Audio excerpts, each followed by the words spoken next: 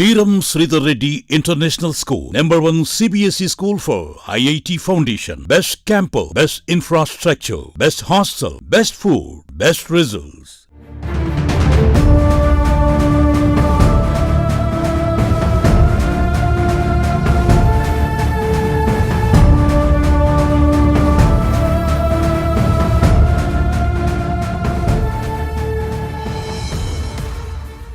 భార్యాభర్తల బంధం ఎట్టుపోతుందో కూడా చాలామంది చర్చించుకుంటున్న పరిస్థితి.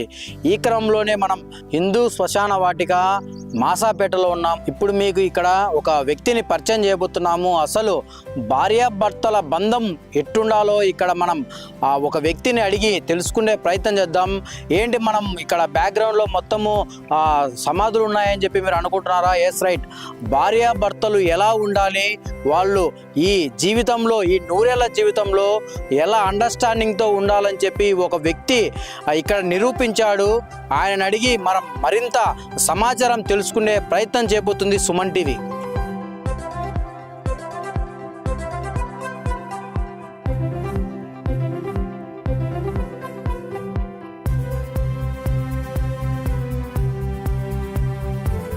Yes right. ఇప్పుడు మనము ఒక సమాధి దగ్గరికి వచ్చాము. ఈ సమాధి గురించి మనం మాట్లాడుకుంటే చాలామంది ఆశ్చర్యపోతారని చెప్పవచ్చు. ఎందుకు ఒక సమాధి గురించి మనం చెప్తే ఆశ్చర్యపోతారని నేను అంటున్నానంటే, బతికుండంగానే ఒక సమాధి నిర్మించుకున్నాడు పాలగిరి రామ్మోహన్ రాజు. అసలు ఎందుకు అంటే, ఒక మనిషి బతికుండంగానే సమాధి ఎందుకు నిర్మించుకున్నాడు అనే అంశం పైన మనతో మాట్లాడడానికి ఆయన ఇక్కడే ఉన్నాడు. ఇక్కడ మనం చూసుకున్నట్టయితే పూర్తి స్థాయిలో ఇక్కడ పూలతో ఆ సమాధిని పూర్తి స్థాయిలో నిర్మించుకున్న పరిస్థితి. అసలు ఏం జరిగింది, ఎందుకు ఆయన బతికుండంగానే సమాధి నిర్మించుకున్నాడో ఆయన మాటల్లోనే అడిగి తెలుసుకుందాం. సార్, మేము సుమన్ టీవీ నుంచి వచ్చాము, మీ గురించి తెలుసుకున్నాము. అసలు బతికుండంగానే అసలు సమాధి ఎందుకు కట్టుకున్నారు సార్? ఓం నమ శివాయ. నా పేరు పాలగిరి రామమోహన్ రాజు. 1978 అక్టోబర్ నెలలో రాజ్యలక్ష్మి, చిన్న ఉండే రాజ్యలక్ష్మిని వివాహం చేసుకున్నాను. అప్పటి నుంచి మేము ఎంతో అన్యోన్యంగా, అనురాగంగా, ఆప్యాయంగా, ఒకరికి మోడల్గా భార్యాభర్తలు అంటే ఇలా ఉండాలని మేము బ్రతికాము. మాకు నలుగురు అమ్మాయిలు కూడా మంచి ఉన్నత చదువులు చదివారు. అందరు కూడా బాగా చదువుకున్నారు. నలుగురు అమ్మాయిలకు కూడా మంచి అబ్బాయిలను తెచ్చి పెళ్ళిళ్ళు చేశాం. ముత్యాల లాంటి కూతుళ్ళు, వజ్రాల లాంటి అల్లుళ్ళు. 2011లో ఆగస్టు నెలలో మా మిస్సెస్ కొంచెం ఆరోగ్యం ప్రాబ్లం వస్తే నిమ్స్ హైదరాబాద్కి వెళితే మేము అక్కడ చెక్ చేయిస్తే మేము పోయిన ప్రాబ్లం వేరే, యాక్చువల్గా ఆమెకు బాడీలో ఉండే ప్రాబ్లం వేరే. తీరా చూస్తే అది క్యాన్సర్ స్టేజ్ 4 అని తెలిసింది. తర్వాత మేము అక్కడ నుంచి అపోలో క్యాన్సర్ ఇన్స్టిట్యూట్ మెడ్రాస్కి వెళ్ళి అక్కడ ట్రీట్మెంటు, తర్వాత బసవతారకం హాస్పిటల్లో కూడా హైదరాబాద్లో కూడా ట్రీట్మెంట్ ఇవ్వడం జరిగింది. విధివశాత్తు మా దురదృష్టం కొద్దీ 7 మే 2011 ఆమె చనిపోవడం జరిగింది. సో అప్పటి నుంచి నాకేంటంటే మా యొక్క అన్యోన్య జీవితం తీపి గుర్తులు. మేము చనిపోయినప్పుడు కూడా మేము తీపి జ్ఞాపకాలతోనే అడ్వర్టైజ్మెంట్ ఇస్తే వచ్చినాం, పెద్ద కర్మలు ఇవన్నీ లేకుండా. సో ఆ విధంగా చేసుకుంటా వచ్చి ఆమె తీపి గుర్తులు నా మరణానంతరం కూడా ఆమె దగ్గరే ఉండాలనేది నా కోరిక. ఆ ఉద్దేశంతో 2011 నుంచి ఈ శ్మశాన వాటిక నిర్వాహకులను అడుగుతా వస్తే వాళ్ళు ఒప్పుకోలేదు. సార్, ఇది ఎక్కడ మేము వెళ్ళలేదు, మాకు అట్లా అలవ్ చేస్తే కష్టం సార్ అని చెప్పి అయినప్పటికీ నేను పట్టు విదలకుండా వస్తూనే ఉన్నాను. వస్తే అప్పటికి 2025లో వాళ్ళు దానికి ఓకే చేయడం జరిగింది. సో ఇది మా మిస్సెస్ సమాధి, దాని పక్కనే నా సమాధి అనమాట. కట్టించుకోవాలనుకునేసేసి వాళ్ళని ఒప్పించేసేసి 8 అడుగులు పొడవు, 3.5 అడుగు వెడల్పు, 4 అడుగుల లోతు ఒక సిమెంటు ఇటుకలతో ట్యాంక్ నిర్మించేసి బయట నుంచి మంచి ఎర్రమట్టిని తెప్పించి ఫుల్ చేసేసి, కాశీ నుంచి తర్వాత శ్రీశైలం నుంచి విభూది కుంకుమ తెప్పించి నేనే ఆ సమాధిలో దిగి మట్టి పోసి పూజ చేసుకునేసి మట్టి కవర్ చేయడం జరిగింది. ఇది ఓన్లీ గ్రౌండ్ లెవెల్ వరకే జరిగింది. దీని తర్వాత దీనిపైన మంటపం కట్టవాలి, శివుని విగ్రహం పెట్టాలి, ఇంకా 3-4 లక్షల రూపాయలు ఖర్చు ఉంది. ముందు ప్లేస్ను ఇబ్బంది లేకుండా, వేరే వాళ్ళు ఆక్యుపై చేయకుండా మేము పొజిషన్లోకి తీసుకున్నాం. దీన్ని పూర్తి చేసిన తర్వాత మళ్ళీ మిమ్మల్ని కలుస్తాను. మీరు మీ భార్య పట్ల ఒక మంచి ప్రేమతో మీరు మీ పట్ల ఆమె కావచ్చు, ఆమె పట్ల మీరు కావచ్చు, ఎంతో అన్యోన్యంగా జీవించారని మాకు అర్థమవుతుంది. మీ నలుగురు పిల్లలను కూడా ఎంతో ఉన్నత చదువులు చదివించారు, చక్కగా పెళ్లి చేశారు. కానీ మీరు తీసుకున్న నిర్ణయం చాలా మందిని ఆశ్చర్యానికి గురి చేస్తుంది. ఓ పక్క మీ ఫ్రెండ్ సర్కిల్ నుంచి కావచ్చు, మీ బిడ్డల నుంచి కావచ్చు, ఎలాంటి స్పందన కలిగింది? ఈ నిర్ణయం మీరు తీసుకుంటారని ఖచ్చితంగా డిస్కస్ చేసింటారు, ఇంట్లో ఈ విషయం చెప్పింటారు. ఎలా స్పందించారు సార్? ఈ విషయాన్ని మా కుటుంబ సభ్యులందరికీ చెప్పాను. ఫస్ట్ ఆలోచించు డాడీ అన్నారు. లేదు నాయనా, మళ్ళీ ఎందుకంటే మీరు వేరే వేరే ప్లేస్లో ఉంటారు, మీరు వచ్చి ఇవన్నీ చేయాలంటే మీకు అయ్యే పని కాదు, కాబట్టి నేను ముందుగానే ఈ విధంగా చేద్దాం అనుకుంటున్నాను. తర్వాత మీ ఇష్టం డాడీ, నువ్వు ఇక మాకు తెలుసు కదా అమ్మ పైన మీకు ఎలాంటి ప్రేమ ఉండేదని, మీ ఇష్టం నీకు ఎట్లుంటే అలా ఉంటుందని పిల్లలందరినీ కూడా కట్టిన తర్వాత మా పిల్లలందరినీ తీసుకొచ్చి ఇక్కడ చూపించడం కూడా జరిగింది. సార్ ఒకటి అంటే మీరు ఏం చేసేవాళ్ళు, మేడం ఏం చేసేవాళ్ళు, అసలు మీ ఇద్దరి మధ్య ఫస్ట్ పరిచయం ఎలా ఏర్పడింది సార్? మాది పరిచయం పెళ్లి కాదు, పెద్దలు కుదిర్చిన అక్షరాల అరేంజ్డ్ మ్యారేజ్. మాకు దూరపు బంధువుల అమ్మాయి.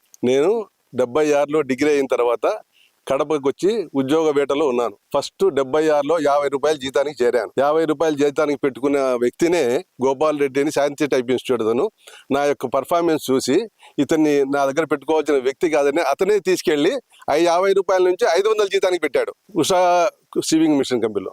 ఆ టైంలో మాకు వీళ్ళు పెళ్లి సంబంధాలు వచ్చాయి. అప్పటికే మా మిస్సెస్ గవర్నమెంట్ ఉద్యోగం చేస్తా ఉంది, కానీ నాకైతే ఉద్యోగం లేదు. ప్రైవేట్ ఉద్యోగం అనేది అది ఎప్పుడైనా ఉండొచ్చు, ఊడిపోవచ్చు. కానీ నా పైన నమ్మకంతో, అది వాళ్ళ ఏమో నాకు వాళ్ళకి ఎలా కనిపించానో ఏమో తెలియదు, కానీ వాళ్ళు నా పైన నమ్మకంతో ఆ ఉద్యోగం చేసే అమ్మాయిని ఉద్యోగం లేని అబ్బాయికి ఇచ్చారు. కాకపోతే నాకు 79లో మళ్ళీ ఉద్యోగం వచ్చింది. 80లో ఆమె అప్పుడు చిత్తూరులో ఉన్నింది, నేను గుంటూరులో జాయిన్ అయినాను. 1980లో కడపకు వచ్చాము. ఆమె నా జీవితంలోకి ఎంటర్ అయిన తర్వాత ఇంకా వెనక్కి తిరిగి చూసే అవసరమే రాలేదు. అదృష్ట దేవతలాగా నా జీవితంలోకి వచ్చింది. సార్ ప్రజెంట్ సిచ్యువేషన్ మనం చూసుకున్నట్టయితే చాలా దారుణంగా ఉంది. ఒక పక్క చూస్తే అంటే అరేంజ్డ్ మ్యారేజ్ కావచ్చు, లవ్ మ్యారేజ్ కావచ్చు, ఏ చేసుకున్నప్పటికీ ఈ జీవితాలు ఎక్కువ రోజు నిలబడడం లేదు. అంటే మీరు ఏమంటారు వీటిపైన? చాలా మూర్ఖులు ఆ విధంగా ఆలోచిస్తారు. భార్యాభర్త బంధం అనేది అది మిగతా ఎవరితో అయినా కూడా మధ్యలో ఆగిపోతుంది, కానీ భార్యాభర్తల బంధం అనేది చివరి నిమిషం వరకు కూడా ఉంటుంది. కాబట్టి భార్యాభర్తల బంధం అనేది అందులో మరి మన హిందూ సంప్రదాయంలో భార్యాభర్తల సంబంధం అనేది చాలా అనంతమైంది. దాని గురించి కొన్ని కొటేషన్స్ చెప్తాను, మీరు నోట్ చేసుకోండి. జీవితంలో కష్టాలు సుఖాలు వస్తూ ఉంటాయి, పోతూ ఉంటాయి. మనతో 7 అడుగులు వేసిన భార్య మాత్రం జీవితాంతరం తోడుంటుంది. అదే భార్య అంటే. భార్యకు సేవ చేయడం అంటే బానిసగా బతుకుతున్నామని కాదు, బంధాన్ని గౌరవిస్తున్నామని. సార్ అంతా బాగుంది, మీరు చెప్పేదంతా బాగుంది. మీరు బతుకున్నప్పుడేమో మీరు అన్ని మొత్తం మీకు ఎలా ఉండాలి ఏంటని చెప్పి మొత్తం నెరవేర్చుకుంటున్నారు. రేపు మీరు చనిపోయిన తర్వాత ఎలా ఉంటుందో మీకు తెలియదు. దాన్ని ముందుగానే ఏమన్నా మీరు ప్లాన్ చేసుకున్నారా? అక్షరాల ఒక పండగలాగా చేస్తాను. నా మరణాన్ని మా అబ్బగారు అంటే మా ఫాదరు ఆయనకు మరణం ఒక రోజు ముందుగానే తెలిసింది. నా శివయ్యను ఏం కోరుకుంటున్నానంటే, ఒక 2 రోజులు ముందుగా ఇన్ఫార్మ్ చేయి.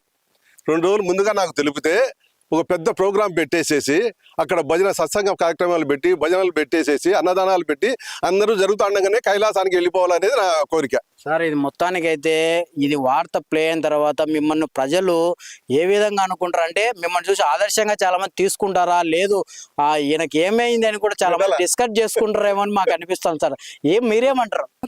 మరణం అనేది పుట్టిన ప్రతి వ్యక్తి మరణించక తప్పదు. నువ్వు ఏం అడిగినా అడగకపోయినా, నువ్వు ఎక్కడ దాక్కున్నా కూడా అది ఆ టయానికి వచ్చేస్తుంది. మరి నువ్వు ఆపలేని దాని గురించి మరి భయపడాల్సిన అవసరం లేదు. దాన్ని కూడా ఎంజాయ్ చేద్దాం, మరణాన్ని కూడా ఎంజాయ్ చేద్దాం. Celebration of death. సార్ ఒకటి మీరేమో భార్యాభర్తల బంధం గురించి చాలా వరకు చెప్పారు.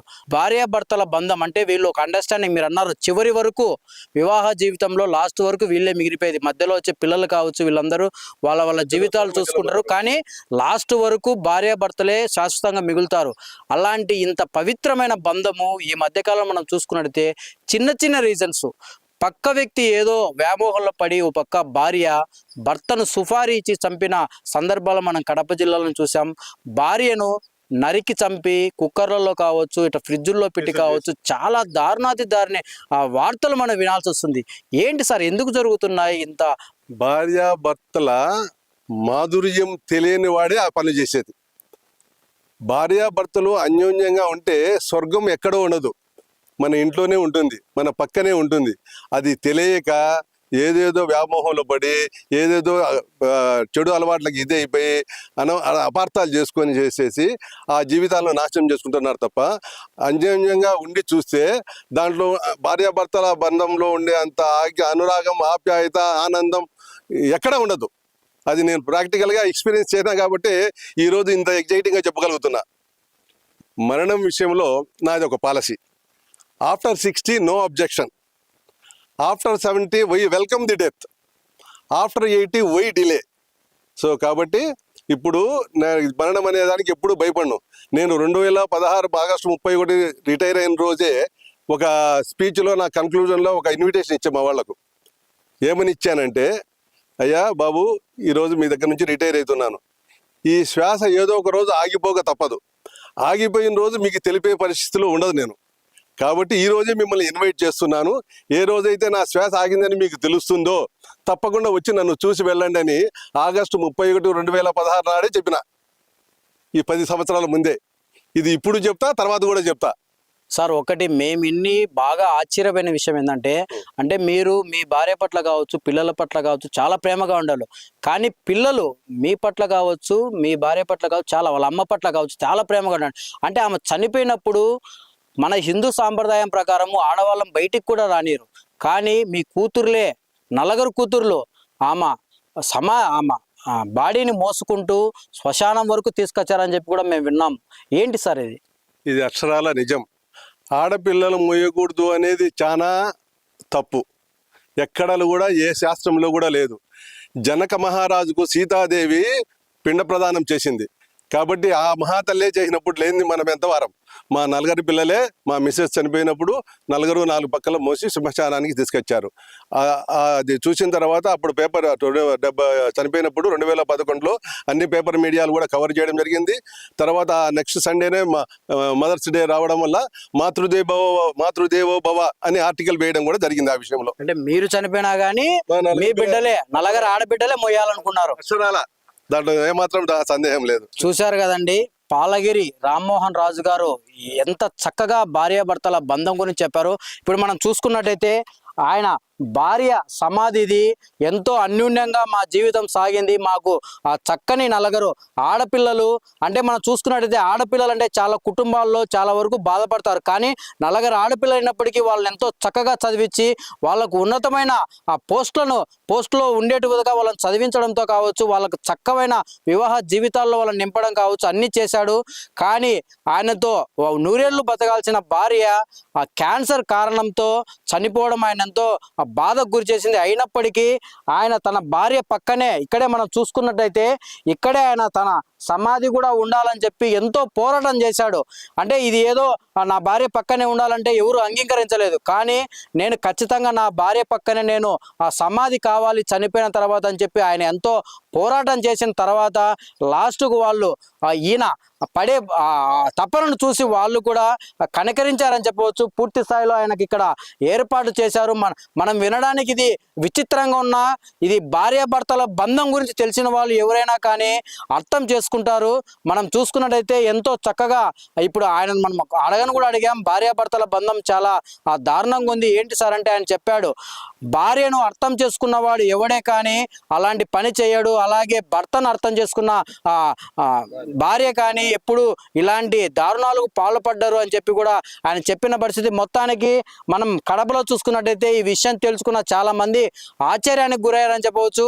మొత్తానికి మన సుమన్ టీవీ కూడా ఈ విషయం తెలుసుకొని, ఎందుకంటే ఇప్పుడు జరిగే సమాజంలో ఇలాంటివి జరగకూడదు అని చెప్తే ఇలాంటివి మనం బయటికి ప్రజలకు తెలిపినప్పుడే భార్యాభర్తల బంధం తెలుస్తుందని చెప్పి సుమన్ టీవీ ఈ వార్తను మనం ప్రతి ఒక్కరికి తెలియజేయాలనే ముఖ్య ఉద్దేశంతోనే మనము ఇక్కడికి వచ్చి ఈ పూర్తి స్థాయిలో అసలు ఆయన బతుకుండగానే సమాధి ఎందుకు నిర్మించుకున్నాడని చెప్పి పూర్తి స్థాయిలో అందరికి తెలియాలి. ఈ బంధం ఒక గొప్పతనం ఏంటో ప్రతి ఒక్కరికి తెలియజేయాలనే ముఖ్య ఉద్దేశంతోనే సుమన్ టీవీ గ్రౌండ్ లెవెల్కి వచ్చి ఈ వార్తను ప్రతి మందికి తెలియజేయాలని చెప్పి గ్రౌండ్ రిపోర్ట్ చేయడం జరిగింది.